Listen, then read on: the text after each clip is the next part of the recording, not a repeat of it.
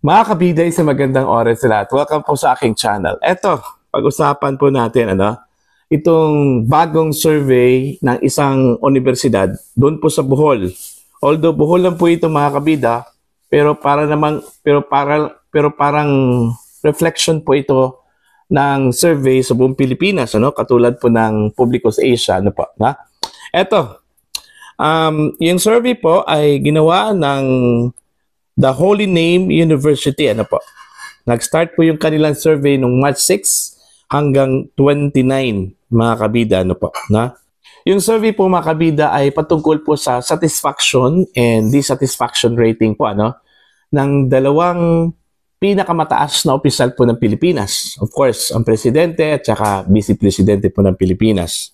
Okay, dito sa post ni Chito Fuentes na shinare po, mga kabida, ni Teo Moreno, ito yung lumabas po, Babasahin ko lang po yung post po ni Mr. Chito A. Fuentes, na ang title po dito, Boholanos give PBBM a minus 43 rating or negative 43 rating po, mga kabida. Ito po.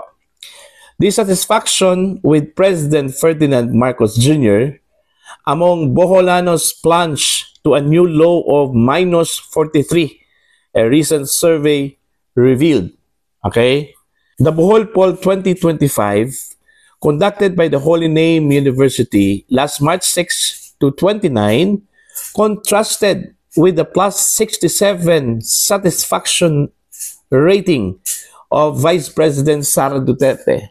Mantakin yung disparity po niya, minus 43, okay, versus plus 67%. Okay? Yung kay Vice President Sara Duterte. Dito pa lang, mga kabida, makikita mo na ibinuhos talaga ng mga Boholanos yung kanilang galit, Okay, kay President Ferdinand Bongbong Marcos Jr.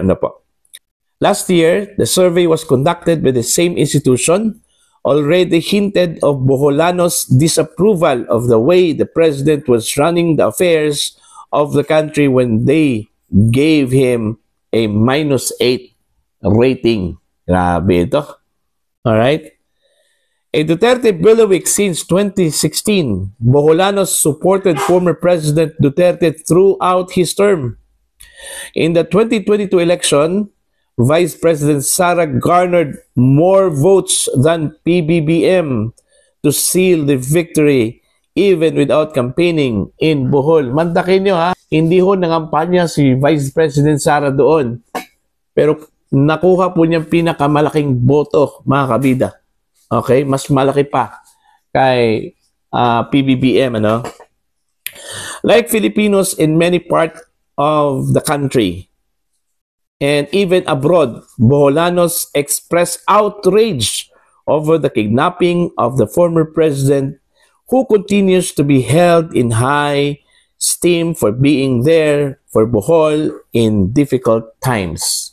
Ay naalala po ako nung pumunta po itong si Digong sa Bohol. Although once lang ata yun, mga kabida. Kasi yung Bohol po, mga kabida, naging malapit na po yun ni Digong, considering yung kanyang pinakapaboritong body, mga kabida, na si Mr. Evasco, June Evasco, ay taga Bohol. Dating mayor po ng Maribohok, okay? Kaya malapit po sa kanya yung Bohol mismo, mga kabida. The failing grade sum up the collective sentiment of Boholanos not only on the treatment PBBM gave to FPRRD, but also the incompetence, corruption, and aggression and oppression that characterized the first 3 terms of the Marcos administration. Okay, himay-himayin po natin ito pong resulta mo ng survey, mga kabida, na ginawa po ng The Holy Name University. Okay? Meron pong 3 categories po ito. Una, awareness, satisfaction, and dissatisfaction. Alright. Dito na lang po tayo sa total, yung summary po niya. May 3 distrito yung coverage po ng survey, mga kabida. Sa total awareness po, nasa 100%. Of course, yung issue, awareness po ng mga taga Bohol. sa issue na ito mga kabida. Ano po, na? Sa satisfaction po, ang binigay po ng mga taga-Bohol po mga kabida kay Pangulong Ferdinand Bongbong Marcos, nasa 18% lang po. Ang baba po mga kabida, no? Okay? Yung dissatisfaction rating po, nasa 61%. Okay? 61%. Plus ito pong undecided, medyo malaki yung undecided po niya is 20%. Ano? Alright? So total is minus 43. Okay? Total po niya is minus 43. Okay. Dito ho sa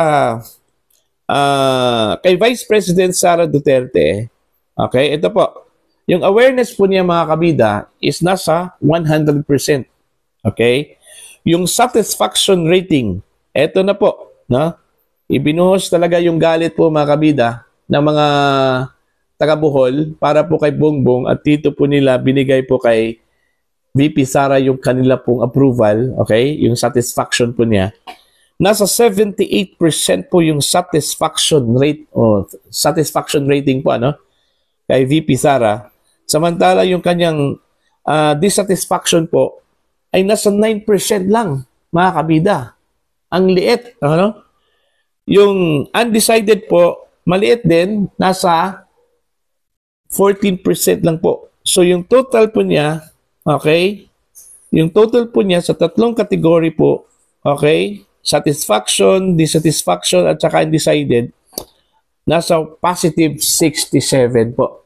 Okay? Positive 67. So, yun po yung lumabas po na survey, mga kabida. Isang indikasyon po, mga kabida, na yung Bohol, meron pong disapproval, hindi lang po doon sa pamamahala po ng kasalukuyang administrasyon, okay? Pati yung ginawa po, mga kabida, doon po kay dating Pangulong Rodrigo Roa Duterte, ano? Inaresto po na illegal at dinala po sa The Hague, Netherlands. Okay? So dito po natin makikita mga kabida na ayaw po ng taga-Bohol sa nangyari po kay dating Pangulong Rodrigo Roa Duterte. Okay? So, ang tanong po dito is, ilan pa kayang katulad po ng Bohol ang meron pong ganitong sentimento ano sa buong Pilipinas? Kasi kung tutuusin po natin, kasi po, kung pagbibigyan po natin yung pahayag po ng ibang survey, okay, na 51% daw ang sumang-ayon doon ho sa pag-aresto po kay dating Pangulong Duterte, mga kabida.